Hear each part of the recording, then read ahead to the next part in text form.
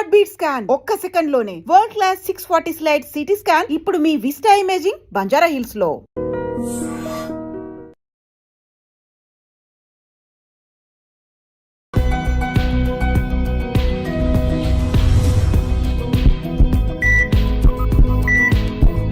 నమస్తే, welcome to healthy conversations with IT media. నేను మీ Jhansi. So ఈరోజు మనతో ఉన్నారు వంటింటి చిట్కాలకు కీరపడ్డస్ అయిన మధుసూదన్ శర్మ గారు. 40 ఏళ్లకు పైగా ఆయుర్వేద వైద్యాన్ని అందిస్తున్నారు. మరి షుగర్ గురించి మనం మాట్లాడుకున్నట్లయితే చాలా వీడియోస్ చేయడం, అవేర్నెస్ కల్పించడం జరిగింది. కానీ ఇప్పుడు షుగర్ లెవెల్స్ అనేవి ఎలా మెయింటైన్ చేసుకోవాలి, దాంతో పాటుగా HbA1c అనేది చాలామందికి ఏంటంటే చాలా ఎక్కువగా ఉంటుందన్నమాట. సో ఈ విషయం గురించి మాట్లాడదాము. నమస్తే సార్. నమస్తే. చాలామంది రెగ్యులర్ మంత్లీ చెకప్స్, మంత్లీ టెస్టులు చేసేటప్పుడు ఏం చేస్తారంటే ఆ ముందు రోజు ఫుడ్ తగ్గించుకోవడం, రేపు టెస్ట్కి వెళ్తున్నాం అన్నప్పుడు ఈరోజు కొంచెం ఫుడ్ తగ్గించి తినడం, అట్లా చేయించుకొని కాస్త షుగర్ లెవెల్స్ అనేవి తక్కువ చూపిస్తూ ఉంటాయి. బట్ 3 months HbA1cలో మాత్రం చాలా ఎక్కువ షుగర్ లెవెల్స్ ఉంటూ ఉంటాయి కదా.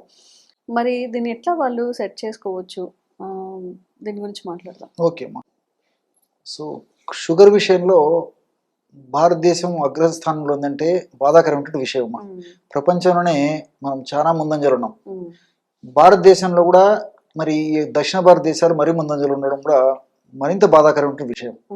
ఏది ఏమైనప్పటికీ అనేక రకాలైన కారణాల రీత్యా రోజు రోజుకు షుగర్ వ్యాధిగ్రస్తుల సంఖ్య మరి వేలు దాటేటువంటి పరిస్థితి కూడా ఏర్పడుతుంది.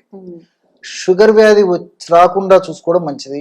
అథవా అవగాహన లోపంతో, ఆరోగ్య స్పృహ లేకపోవడం చేత, కొన్ని తెలిసి తెలియక చేసేటువంటి తప్పిదాల వల్ల షుగర్ వ్యాధి వచ్చినప్పటికీ ఎటువంటి పరిస్థితుల్లో ఏమరపాటు పడకుండా, నిర్లక్ష్యం వహించకుండా ఖచ్చితంగా నియంత్రణ ఉంచుకోవడం చాలా చాలా అవసరం.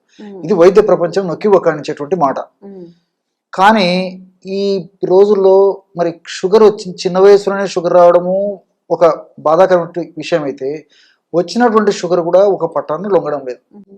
సో షుగర్ రక్తంలో పెరిగే కొద్దీ వద్దకు వెళ్ళినప్పుడు మరి మామూలుగా ఉపయోగించేటువంటి మందులకు తోడు ఆ యొక్క మందులను డోస్ పెంచడం కానీ, లేకపోతే ఆ యొక్క మందులకు మరిన్ని మందులు తోడు చేసి ఇవ్వడం కానీ, మరీ తప్పని పరిస్థితుల్లో ఇన్సులిన్ వాడడం కానీ, మరి షుగర్ నియంత్రణలో ఉంచుకోవడమే కాన్సెప్ట్ కాబట్టి, టార్గెట్ అదే కాబట్టి తప్పని పరిస్థితుల్లో వైద్యులు కూడా మరి ఇలాంటి ఔషధాలు వాడుకోవాల్సిన పరిస్థితి ఏర్పడుతుంది. కానీ కొంతమందిలో ఎన్ని రకాల మందులు వాడినప్పటికీ కంట్రోల్ అయ్యేటువంటి పరిస్థితి కూడా ఉండడం లేదు. ఏది ఏమైనప్పటికీ ఆహారపరంగా జాగ్రత్తలు తీసుకోవాలి, ఔషధపరంగా మంచి ఔషధాలు వాడుకోవాలి. అదేవిధంగా విహారం అంటే ఏదో ఒక ఎక్సర్సైజ్ ఉండాలన్నమాట. ఈ 3 పాటించినప్పుడే షుగర్ను కరెక్ట్గా నియంత్రించుకోవడానికి వీలవుతుంది. అంతేగాని ఏదో ఆహార నియమాలు పాటిస్తున్నా అంటే ప్రాథమిక దశలో ఉండేటువంటి పరిస్థితి కొద్ది గొప్ప ఉండే పరిస్థితి పర్లేదు, కానీ మరి పూర్తి ఎక్కువ స్థాయిలో ఉన్నప్పుడు మాత్రం తప్పనిసరిగా అవసరాన్ని బట్టి మందులు కూడా వాడుకోవాల్సి వస్తుంది అనమాట. కాబట్టి పరిస్థితిని బట్టి వాళ్ళు ఆ నియమాలు పాటిస్తుండాలి. ఆహార పరంగా మనం ఆలోచించినట్లయితే పుల్కాలు తీసుకోవడం మంచిదమ్మా. అంటే మల్టీగ్రెయిన్ పుల్కాలు 1 కానీ 2 కానీ పుల్కాలు తీసుకొని ఆ పుల్కాలని వాడుకోవడం వల్ల ఈ షుగర్ వ్యాధి నియంత్రణలో ఉంటుంది. ఆ యొక్క ప్రభావం చేత HbA1c కూడా కంట్రోల్లోకి వచ్చేదానికి అవకాశం ఉంటుంది అనమాట. మరి ఈ మల్టీగ్రెయిన్ ఎలా వాడుకోవాలంటే, మల్టీగ్రెయిన్ రోటీని 2 లేదా 3 రోటీలు తయారు చేసుకోవాలంటే, ఫర్ ఎగ్జాంపుల్ ఉదాహరణకి ఒక రోటీకి ఒక 1 టీ స్పూను, మ్యాక్సిమం ఒక 2 టీ స్పూన్ వరకు కసూరి మేతి కలపాలమ్మా. అంటే మల్టీగ్రెయిన్ పిండి తీసుకుంటాం కదమ్మా, అందులోనే కసూరి మేతి అంటే ఏం లేదు, మెంతి ఆకుమా, ఎండించినటువంటి మెంతి ఆకునే కసూరి మేతి అనేటువంటి పేరుతో పిలుస్తుంటారు. ఇది ఉత్తర భారతదేశంలో, నార్త్ ఇండియాలో చాలా ఫేమస్ అనమాట. మన సైడ్ చాలా మందికి తెలియకపోవచ్చు, మనకు మార్కెట్లో దొరుకుతుందమ్మా. కసూరి మేతి అంటే ఇస్తారనమాట. 1 నుంచి 2 స్పూన్లు ఆ పిండిలో కలిపేసేసి కాస్త నానబెట్టేసేసి వాటిని పుల్కాలు కానీ, రోటీలు కానీ, చపాతీలు కానీ ఏ పద్ధతిలో తయారు చేసుకుని వాడుకుంటారో ఆ పద్ధతిలో వాడుకోవడం వల్ల చాలా చక్కటి ప్రయోజనం చేకూరుతుంది. ఎందుకంటే ఈ కసూరి మేతిలో కూడా ఫైబర్ ఎక్కువగా ఉంటుంది. అదేవిధంగా షుగర్ను తగ్గించేటువంటి అనేక రకాల రసాయన పదార్థాలు ఉండడం చేత ఇన్సులిన్ రెసిస్టెన్స్ బాగా తగ్గిపోయి ఇన్సులిన్ సెన్సిటివిటీ పెంచేందుకు ఈ కసూరి మేతి చాలా చక్కగా ఉపయోగపడుతుందమ్మా. కాబట్టి కసూరి మేతిని ఆ పద్ధతిలో వాడుకోవాలి. దాంతోపాటు ఆహారం తీసుకున్న తర్వాత రోజు 2 సార్లు ఒక చిన్న కప్పు మంచి పెరుగులో, అంటే పెరుగు కూడా ఫ్రిడ్జ్ నుంచి తీసినది వెంటనే వాడకుండా, ఫ్రిడ్జ్ నుంచి బయటికి తీసిన తర్వాత గది ఉష్ణోగ్రత వచ్చిన తర్వాత అలాంటి పెరుగులో 1 టీ స్పూను ఈ మెంతులను వేయించి చేసినటువంటి పొడి కలుపుకొని తీసుకోవాలమ్మా. కాబట్టి మెంతుల పొడి అలాగే వాడినా నీటిలో కలిపి వాడినా కొద్దిగా చేదు అనిపించవచ్చు, కానీ మరి ఆ క్వాంటిటీ పెరుగుతో మెంతి పొడి కలపడం వల్ల అంత తీసుకోలేనంత ఇబ్బంది అయితే ఉండదమ్మా. కాబట్టి అంత మరీ అవసరం అయితే కాస్త ఇలాచి పౌడర్ కూడా కలుపుకోవచ్చు.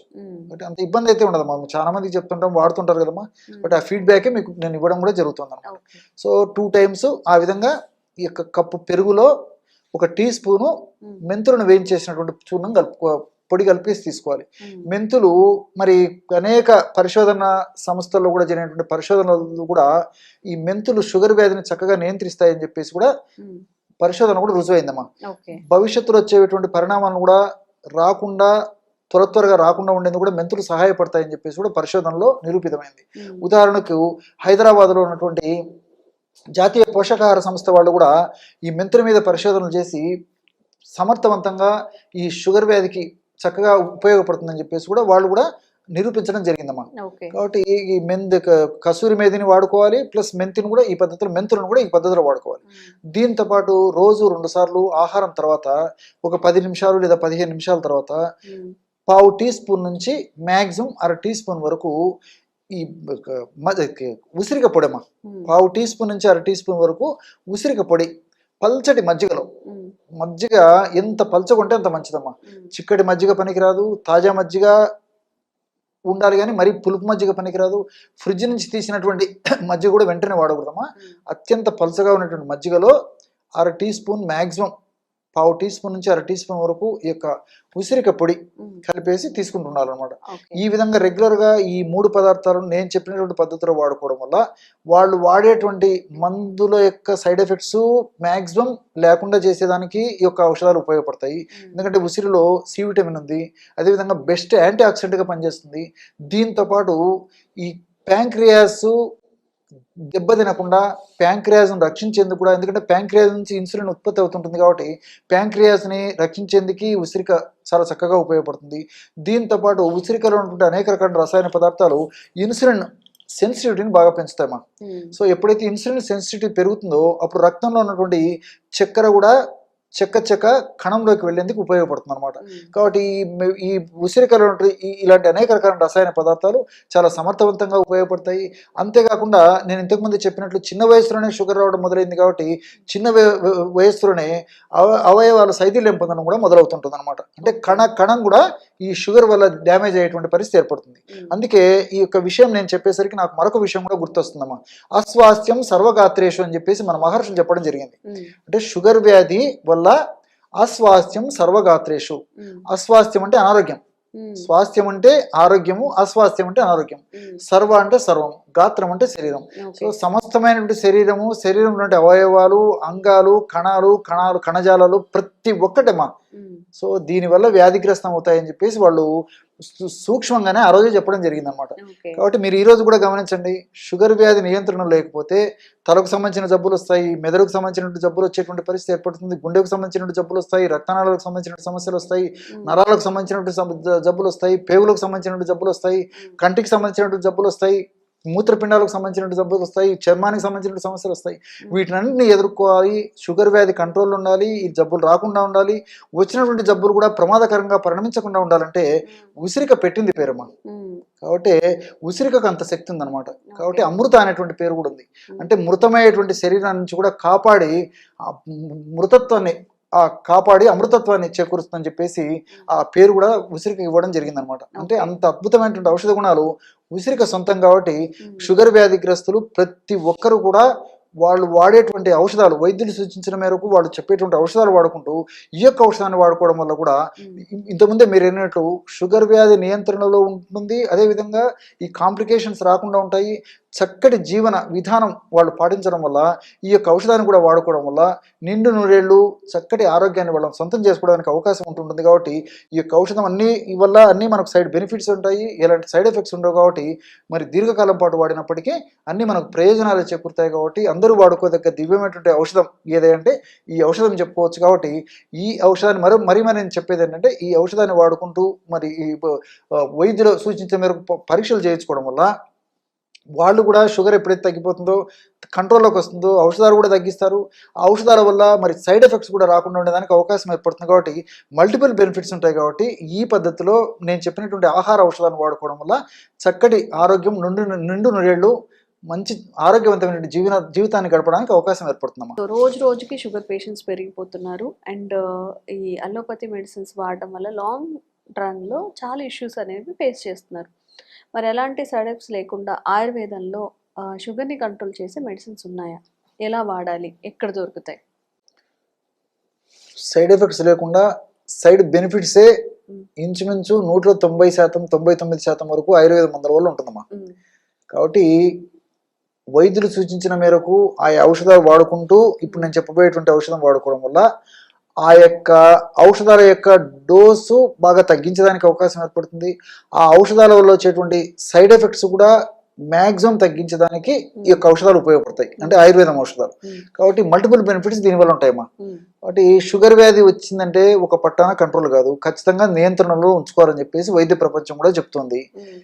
తెలుసో తెలియక చేసేటువంటి పొరపాట్ల వల్లనో, అవగాహన లోపంతోనో, ఆరోగ్య స్పృహ లేకపోవడం చేతనో, మరి తాత్కాలికంగా వాళ్ళకి ఎలాంటి లక్షణాలు లేకపోవడం చేత నాకేముంది మాత్రలు వేసుకుంటున్నా కదా, అన్ని తింటున్నాను, అన్ని తిరుగుతున్నాను, అన్ని చేస్తున్నాను అని చెప్పేసి ఆ యొక్క సంకల్పంతోనో ఉన్నప్పుడు తర్వాత కూడా ఇతర అనేక రకాలైన సమస్యలు కూడా కలిగేటువంటి అవకాశం ఉంటుంది అనమాట. మరి ఈ నేపథ్యంలో తక్కువ కృత్రిమ ఔషధాలతో పాటు అద్భుతంగా పనిచేసేటువంటి ఆయుర్వేద ఔషధాలను కూడా, ప్రకృతిలో దొరికేటువంటి ఔషధాలను కూడా జోడించి వాడినప్పుడు మల్టిపుల్ బెనిఫిట్స్ కలుగుతుంటాయి అన్నమాట.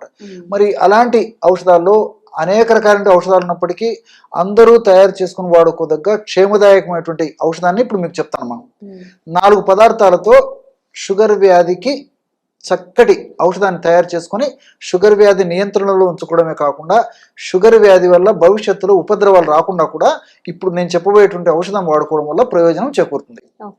మొట్టమొదటిది పొడపత్రి చూర్ణం. పొడపత్రి ఇది పుట్టభద్ర, పుట్ల పొదర, ఇలా కొన్ని ప్రాంతాల్లో కొన్ని పేర్లతో పిలుస్తుంటారమ్మా. అవన్నీ సామాన్య వాళ్ళకు అదంతా అండర్స్టాండ్ కాకపోవచ్చు. కాబట్టి పొడపత్రి అనేది ఎక్కువ మందికి తెలుసు అనమాట, వ్యవహారిక నామం. దీన్ని సంస్కృతంలో మధునాశిని అంటారు. మధును అంటే తీపుదనం, నాశిని అంటే నశింపజేయడం. ఆ పొడపత్రి అనేటువంటి దాన్ని ఆకుని కానీ పొడిని కానీ మనం నమలడం కానీ లేకపోతే పొడి చప్పరించిన తర్వాత కొద్దిసేపటి వరకు మనం తీపి పదార్థం, పంచదార ఇలాంటి నోట్లో వేసుకున్నప్పటికీ కూడా మనకు ఏదో రాళ్ళన్న పిండి నవ్వినట్టు ఉంటుంది తప్ప మట్టి నవ్వినట్టు ఉంటుంది, రుచి తెలియదమ్మా. అంత అద్భుతమైన శక్తి ఈ యొక్క మధునాశిని అనే ఒక ఔషధం యొక్క శక్తి. అందుకే దాన్ని మధునాశిని అనేటువంటి పేరు పెట్టడం జరిగింది అనమాట. ఈ మధునాశిని అనేటువంటిది లేదా పొడపత్రి అనేటువంటి యొక్క మొక్క యొక్క ఆకులు మనకు మార్కెట్లో దొరుకుతాయి, ఎండించినటువంటివి. సో ఆకులు తెచ్చుకొని పౌడర్ చేసుకోవచ్చు, లేకపోతే పొడి కూడా ప్రామాణిక కంపెనీ వాడు తయారు చేసేటువంటి చూర్ణాన్ని విచారించి తెచ్చుకొని వాడుకున్నా సరిపోతుంది. 50 గ్రాములు పొడపత్రి చూర్ణం. రెండవ పదార్థంగా నేరేడు విత్తనాల చూర్ణం. నేరేడు పళ్ళు సర్వసాధారణంగా సీజన్లోనే కనిపిస్తాయి, తర్వాత కనిపించవు. కానీ నేరేడు విత్తనాలు ఎండించినటువంటివి మనకు మార్కెట్లో దొరుకుతాయి సంవత్సరం అంతా. నేరేడు విత్తనాల యొక్క చూర్ణం కూడా దొరుకుతుంది. కాబట్టి ఫ్రెష్ గా తయారు చేసినటువంటి నేరేడు విత్తనాల చూర్ణం తెచ్చుకొని వాడుకున్నా సరిపోతుంది. 50 గ్రాములు నేరేడు విత్తనాల చూర్ణం. అట్లే మూడవ పదార్థంగా ఉసిరిక. ఉసిరిక పొడి మంచిది కూడా మనకు మార్కెట్లో దొరుకుతుందమ్మా. ఉసిరిక పొడి ఒక 50 గ్రాములు తీసుకోవాలి. ఆమ్లా పౌడర్ అనేటువంటి పేరుతో దాన్ని పిలుస్తారు. 4వ పదార్థంగా పసుపు.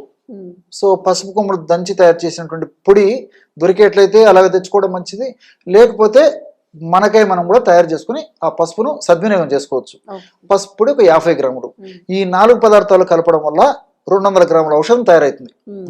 కేవలం ఈ 4 పదార్థాలే, పొడపత్రి చూర్ణము, నేరేడు విత్తనాల చూర్ణము, పసుపు చూర్ణం, ఉసిరిక చూర్ణం అన్ని ఒక్కొక్కటి 50 గ్రాములకు చొప్పున కలపడం వల్ల 200 గ్రాముల ఔషధం తయారైంది కదమ్మా.